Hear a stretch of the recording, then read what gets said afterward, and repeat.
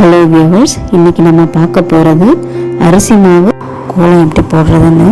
அதுக்கு நான் பச்சரிசி ஒரு கைப்பிடி அளவு எடுத்து ஒரு 4 மணி நேரம் ஊற வச்சுட்டு அதை நல்லா மிக்சியில் நைஸாக அரைச்சிக்கணும். கொஞ்சமாக தண்ணி விட்டு அரைக்கணும். நல்லா நைஸாக அரைச்சிடணும், குறைன்னு இருக்கக்கூடாது. அப்போ தான் எடுத்து விடுறதுக்கு நல்லாயிருக்கும். கொஞ்சமாக தண்ணி விட்டு மிக்ஸ் பண்ணிக்கோங்க. இந்தளவுக்கு தண்ணி பதத்தில் இருந்ததுன்னா நல்லாயிருக்கும், எடுத்து கோலம் போடுறதுக்கு வசதியாக இருக்கும். இப்போ நம்மளுக்கு கோலமாவு தயார். இப்போ ஒரு சின்ன துணி, காட்டன் துணி எடுத்துக்கோங்க. இது மூலமாக தான் இப்போ கோலம் போட போகிறோம்.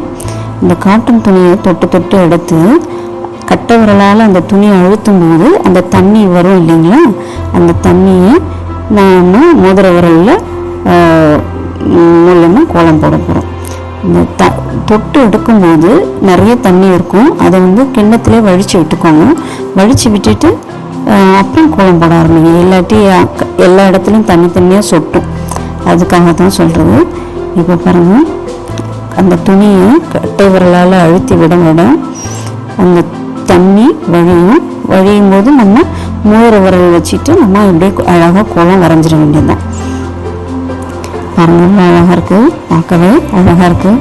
அரிசி மாவில் கோலம் போடுறது பண்டிகை காலங்களில் அரிசி மாவு கோலம் போட்டோம்னா அவ்வளோ மங்களகரமாக இருக்கும்.